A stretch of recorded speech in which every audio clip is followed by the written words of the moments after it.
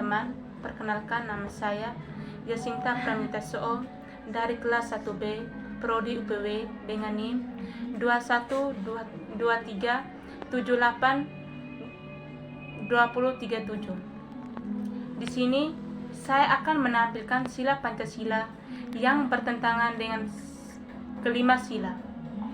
Yang pertama, sila pertama Pancasila, kita sebagai warga negara Indonesia harus saling bertoleransi terhadap umat beragama lainnya. Sila Pancasila kedua, adanya tindakan tegas dari aparat hukum yang melanggar sila Pancasila. Sila Pancasila ketiga, kita sebagai warga negara Indonesia harus rela berkorban demi bangsa dan negara. Sila keempat, kita sebagai warga negara Indonesia harus mengutamakan nilai keadilan pada hasil keputusan yang dibuat. Sila Pancasila kelima, kita sebagai warga negara Indonesia harus saling bersikap adil dan menghormati hak-hak orang lain.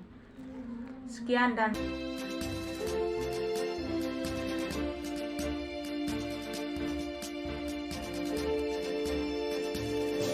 Pemirsa, pesan toleransi antar umat beragama begitu terasa saat perayaan Natal hari ini di berbagai daerah.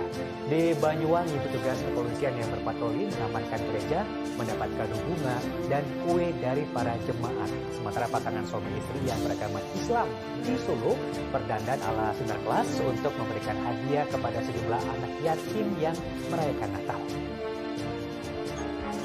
Pasangan suami istri di Solo, Jawa Tengah yang berdandan ala Sinterklas ini sengaja datang ke panti asuhan untuk memberi kejutan kepada anak-anak yatim.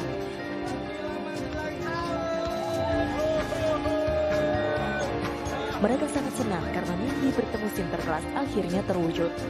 Aksi Pasutri ini merupakan salah satu potret toleransi beragama karena keduanya adalah seorang muslim. Anak-anaknya mimpinya ketemu Sinterklas, saya pakai kostum Sinterklas. Saya muslim, istri saya juga muslim, dan tetap ini untuk toleransi saja. Polisi telah menetapkan satu tersangka kasus pembunuhan ibu dan anak di Kupang, Nusa Tenggara Timur. Sebelumnya tersangka bernama Randy ini diketahui menyerahkan diri ke polisi. Randy mengatakan dirinya menyerahkan diri ke polisi karena merasa tidak tenang.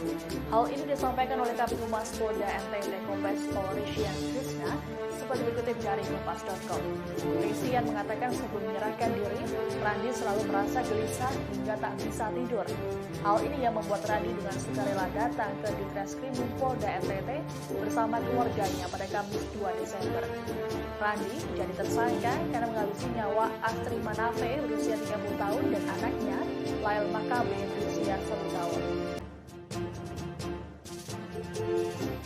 Kelompok separatis Papua, TPNPB-OPM mengeluarkan pernyataan resmi mengenai tewasnya salah seorang anggota BRIMOB yang bertugas di Kiwirok, Pegunungan Bintang, Papua, Minggu, tanggal 26 September tahun 2021. Panglima Kodap 15 Ngalum Kupel, Lamek Alif Kitaplo mengatakan, pasukannya telah menembak mati seorang anggota polisi. Selain itu, 2 orang lainnya luka-luka. Atas peristiwa penembakan itu, kata Taplo, pihaknya bertanggung jawab sebab TPNPB-OPM tetap eksis sampai Papua merdeka.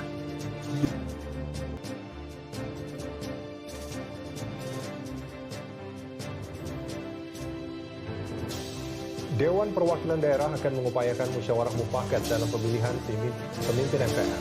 DPD mengklaim mayoritas anggota legislatif akan menyepakati pemilihan pimpinan MPR melalui musyawarah.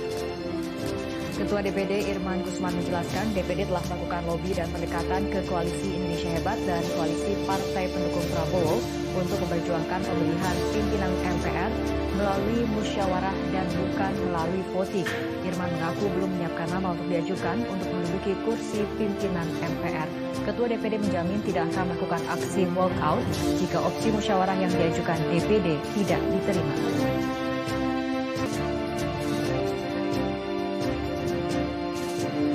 Seorang nenek berusia 92 tahun dijatuhi hukuman penjara di Sumatera Utara. Nenek beserta 6 keturunannya dijatuhi hukuman penjara karena menebang pohon durian. Seorang nenek berusia 92 32 tahun, Saulina Sitorus, dijatuhi hukuman penjara 1 bulan 14 hari di Pengadilan Negeri Bali G, Kabupaten Toba Samosir, Sumatera Utara. Saulina terbukti bersalah karena menebang pohon durian berdiameter 5 inci milik Japaya Sitorus. Sidang vonis digelar pada 29 Januari 2018. Pada 1 Maret 2017, warga sekampungnya, Japaya Sitorus, menggugat keluarga Saulina Sitorus dengan tuduhan merusak pohon durian yang ditanam Japaya di dekat areal permakaman. 7 orang ditetapkan sebagai pelaku dalam kasus ini. Saulina Sitorus, putranya Marbun Naiborhu, serta 5 keponakannya. Saulina dijatuhi hukuman penjara 1 bulan 14 hari, sementara 6 pelaku lainnya dijatuhi hukuman penjara 4 bulan 10 hari. Keluarga Saulina mengaku menebang pohon karena sudah diberi izin oleh pemilik tanah wakaf untuk membangun tugu makam leluhur. Penebangan pohon dilakukan untuk membersihkan areal makam guna membangun tugu. Namun Japaya Sitorus mengaku dirugikan ratusan juta rupiah karena penebangan itu. Pemilik tanah Kardio Sitorus yang juga hadir sebagai saksi dalam sidang menyebut tanah itu merupakan warisan keluarga besar yang ditujukan untuk pemakaman. Menurutnya keluarga Saulina telah meminta izin dan atas restunya boleh membersihkan lahan, termasuk menebang pohon durian yang tumbuh di atas lahan. Andri Ersada, CNN Indonesia.